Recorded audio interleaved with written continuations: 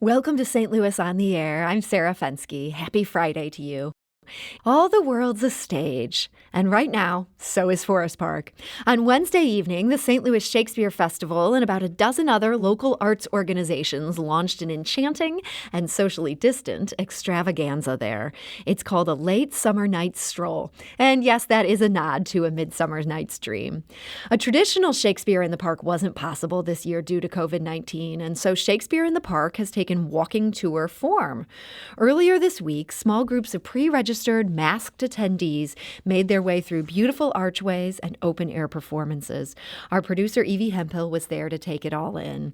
So let's listen to some highlights, starting with the Kendrick Smith Quartet performing their brand new piece, Entanglement Tango.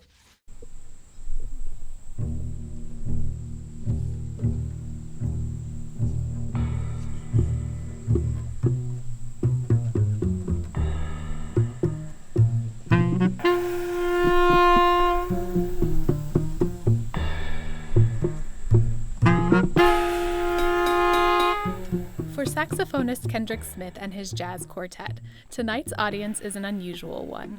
3 humans, plus a chorus of buzzing bugs as early evening turns to dusk.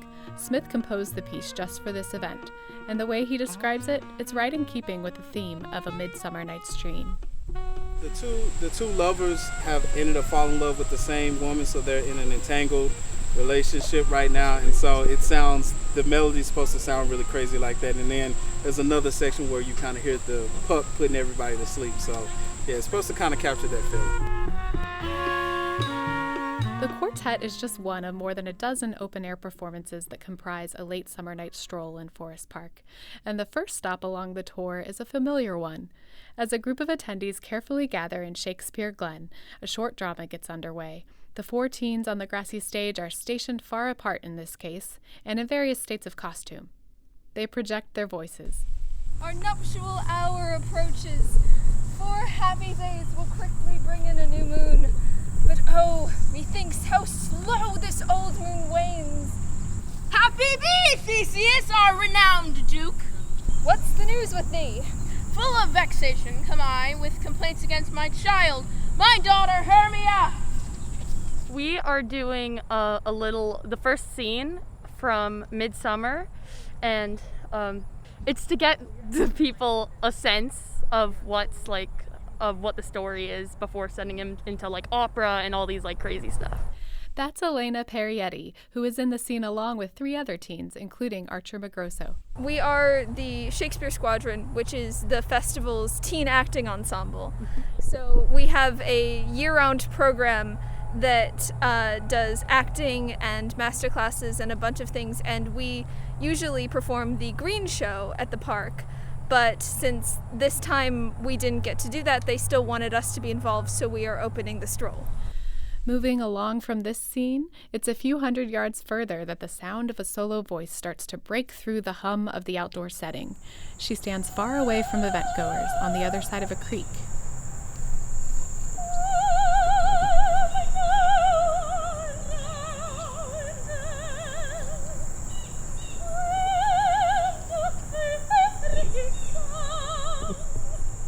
Some lady started singing opera, and I got scared for a second. I was like, whoa, what's going on? But, I mean, it's pretty neat. That's Bayan Salam, who paid a visit to the nearby art museum along with Fatma El-Walid that afternoon. They happened to be walking near a performance when they heard music wafting toward them. We heard jazz music earlier. That was pretty cool. And then we sat down and we heard opera, and we were like, oh, this is very neat. Nice stroll. Fellow attendee Anthony Kramer pointed out that it was perfect weather for such activity and gave him a nice feeling of familiarity. I've always been a big fan of Shakespeare in the Park, so it's great to kind of return to that kind of sense of normalcy, to get to do that again. And it's great that they've refashioned the show, retooled it to this kind of interactive tour walkthrough experience. Yeah, it's a great way to kind of get around the COVID problem. Brian McKinley and Christina Yancey are among the actors and other artists who have come together creatively to put this unusual show on.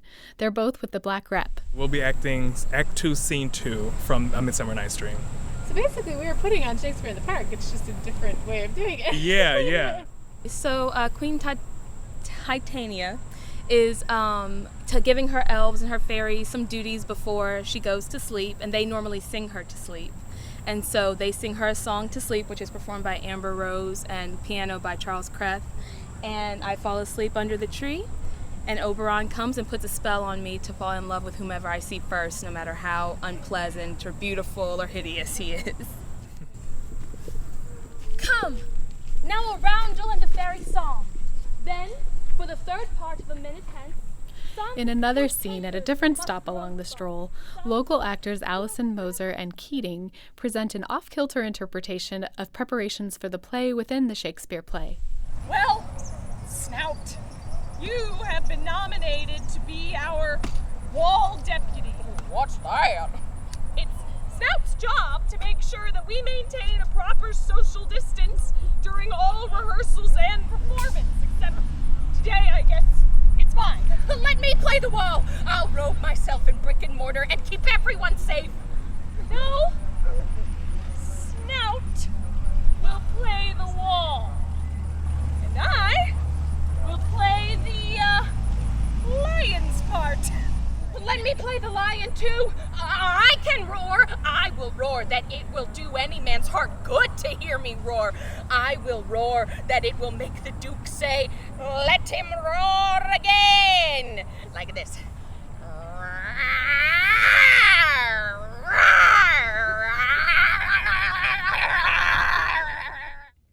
And those are just a few highlights gathered by producer Evie Hemphill from a late summer night stroll. It runs now through September 6th in Forest Park. And joining us today to tell us more about it is Tom Ridgely. He's the producing artistic director for St. Louis Shakespeare Festival. Tom, welcome to the show. Hi, Sarah. It's great to be here. So, Tom, this is definitely something different for St. Louis Shakespeare Festival. How does this walking tour and the various elements that people on it see play off of A Midsummer Night's Dream? Well, we just sort of divided the play up into 14 different moments and started reaching out to different organizations around town and asking if they would be interested and willing in taking one of them on. So as you heard in the piece, which is wonderful, you might see an opera interpretation or hear an opera interpretation, a dance version, a theatrical one, a jazz one. And so it couldn't have happened without a lot of other arts organizations in town jumping on board and bringing what they do best to the equation. Now, you went this route in part because the union that represents the actors you'd normally use for these shows, that's Actors Equity, they had pushed back on the safety plan for an outdoor stage play. What would it have taken to get on the same page for something more traditional? Vaccine, I think. I mean, to be honest, it's just, they're 100% right. It isn't yet and won't be safe to gather companies of actors together the way you usually do. It means bringing 20 people into a room and in very close proximity and, speaking passionately. And there's a lot of breath moving around that space. And so we're just not anywhere near there right now. So even if you could spread out the audience, there was just no way to get the performers far enough from each other. It would really boil down to that, Sarah. Yeah, we had plans that we thought would be reasonably safe for the audience, but just didn't see how it could be done with a company of actors. But with smaller groups that are or solo artists or groups that are already working together and figured out safe ways to do that, instead of having a lot of rehearsals with a lot of people, we could just have sort of one rehearsal with a lot of groups spread out over a great distance, and that felt doable. I loved Evie's description of, I think it was the opera singer, how she was on the other side of a creek, and that was how she was able to be distant. Did you have other creative ways of dealing with this this need to get people both apart from other performers and to get them apart from the audience? Well, yeah, that's an example of extreme social distancing there. Rushing water. Rushing water, and she's way away. And I remember I said, do you think they'll be able to hear you from way over there? And she just laughed at me and ran around the creek and started singing from the other side. And you can hear all over Forest Park. Luckily, Sarah, there's plenty of room to spread out. So these are very small groups. As I said, 1, 2, 4, I think is the biggest, and they're well off the paths and well away from each other. And having a big, beautiful, open park like the one we have here in St. Louis allows us to do that. What sort of guidelines did you have to put in place for audience members? Are you trying to also keep them separate from each other? Oh, yeah, of course. I mean, that's the most important thing. And so obviously masks are required. Reservations are required, and only one group can sign up at a time. And the idea is that it's just you and your households. So it's you're not being placed with anyone that you're not already in really close proximity with, and they leave 10 minutes apart. So that gives everyone a good head start and keeps things nicely spread out.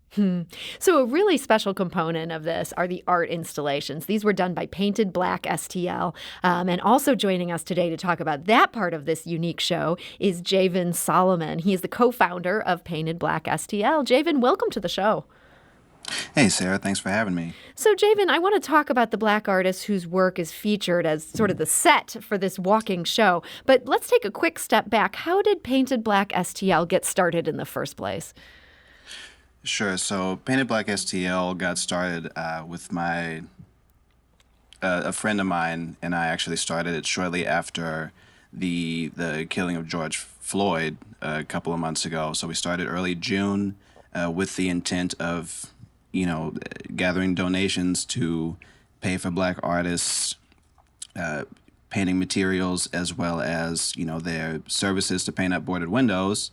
And a couple months later, we've done all sorts of windows and have engaged with all sorts of folks.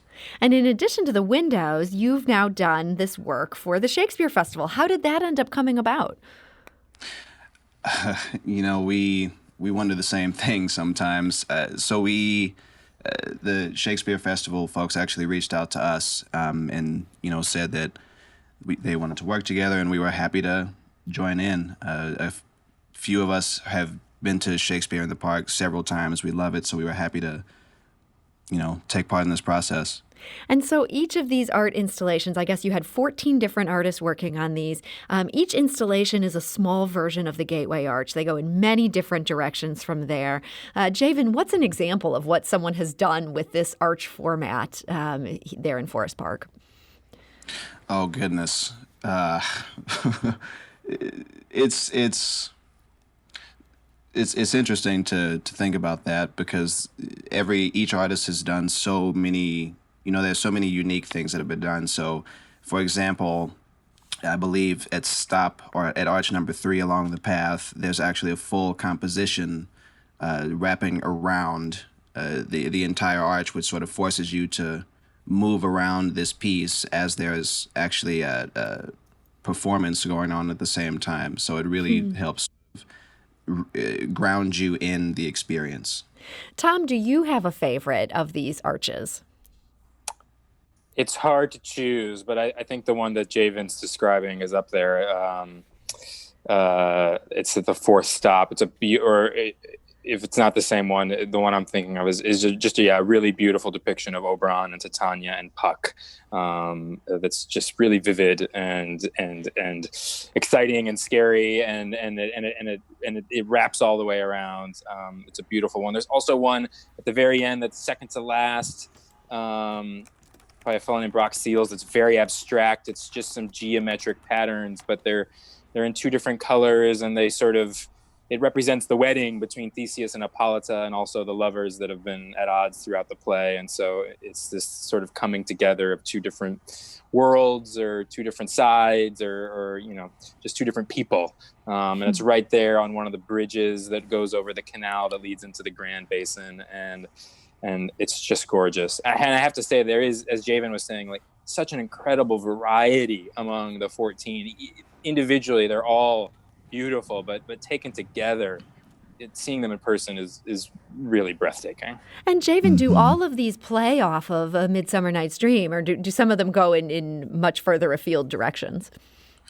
Yeah, so it's much more, we essentially worked with Shakespeare Festival to, they gave us 14 scenes or stops, and they said, hey, this is this scene, and this is, they gave us sort of a keyword that boils down the vibe of the scene.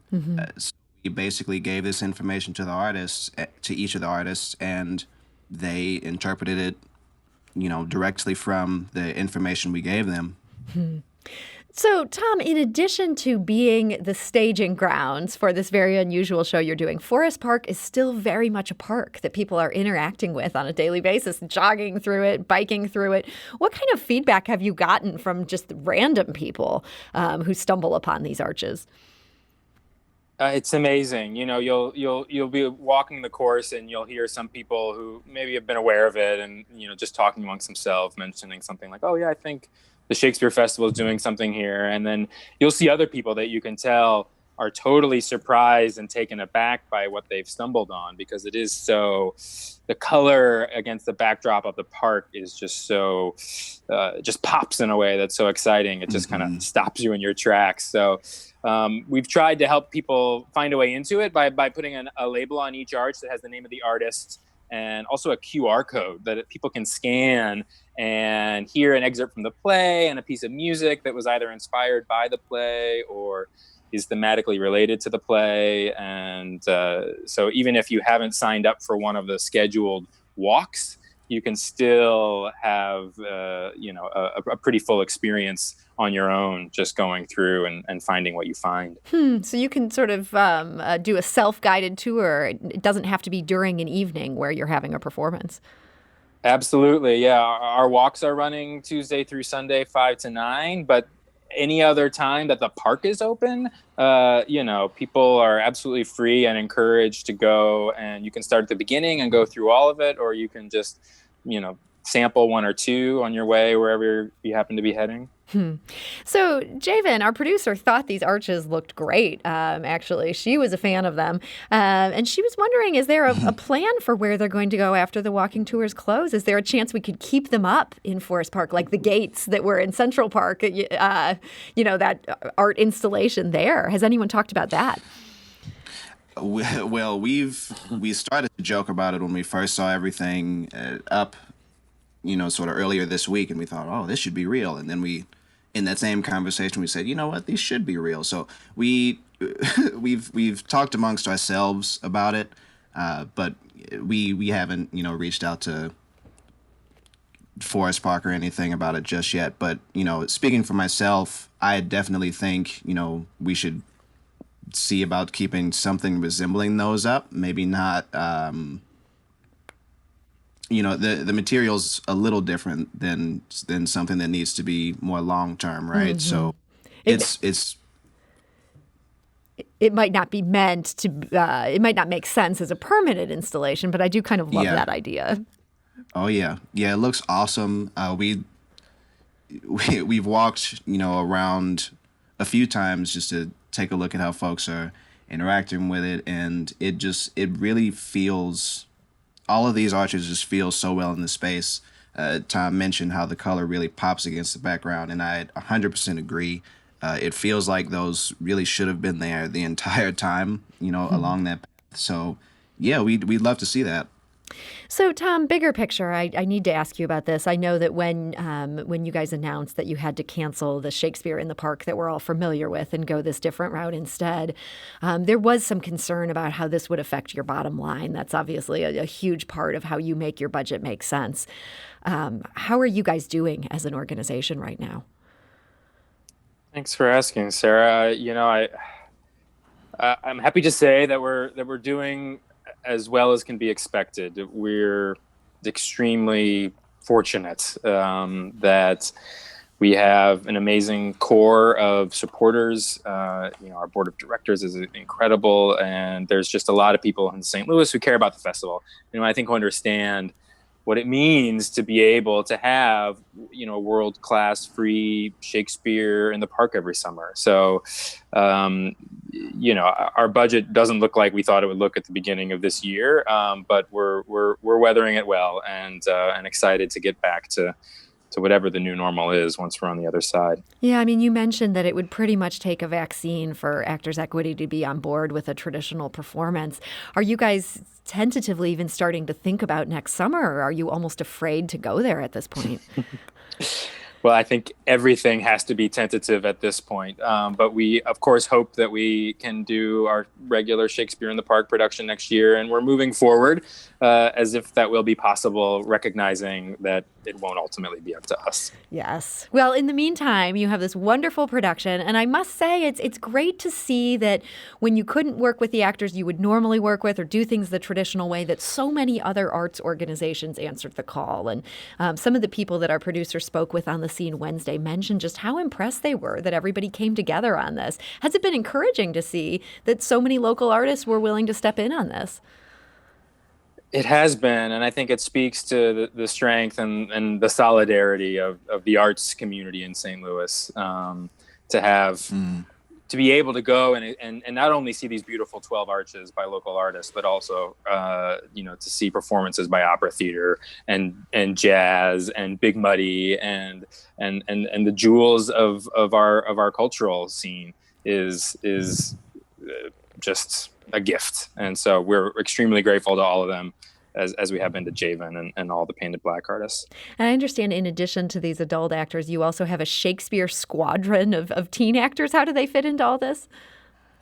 Well, every year what people are used to who come to Shakespeare in the Park is a little mini play that is sort of the main stage production that's done in about 20-25 minutes by our teen acting ensemble, the Shakespeare Squadron. So that happens about an hour before showtime, and a lot of people show up early for that. It's sort of the first event of the evening.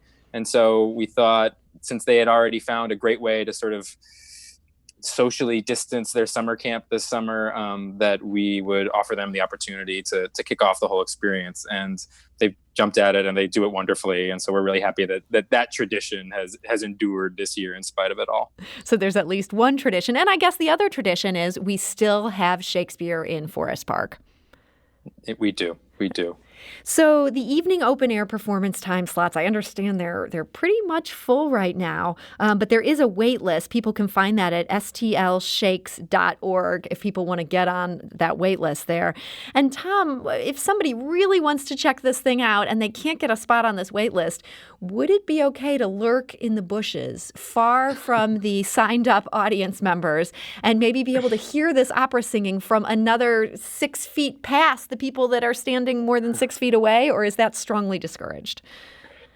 It's a public park, and lots of people are enjoying it, who haven't necessarily signed up. So we certainly don't encourage crowds, but if you're there enjoying Forest Park and you get a little something extra, then that's all fine by us. So you heard it here first. It is fine by them if you want to lurk in the bushes. Just make sure you're staying far away and maybe make it clear you're not a danger. So Tom Ridgely. And wear a mask. Yes, wear your mask even if you're in the bushes. Well, Tom Ridgely of St. Louis Shakespeare Festival, I want to thank you so much for joining us today. Thank you, Sarah, for having us. And Javen Solomon, co-founder of Painted Black STL. Thank you so much for joining us. Yeah, thank you. This is St. Louis on the Air on St. Louis Public Radio. That's 90.7 KWMU.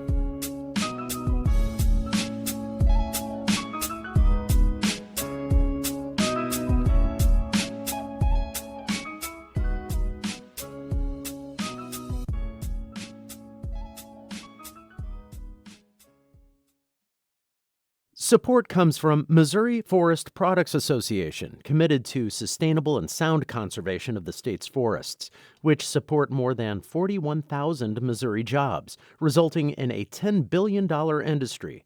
ChooseWood.com.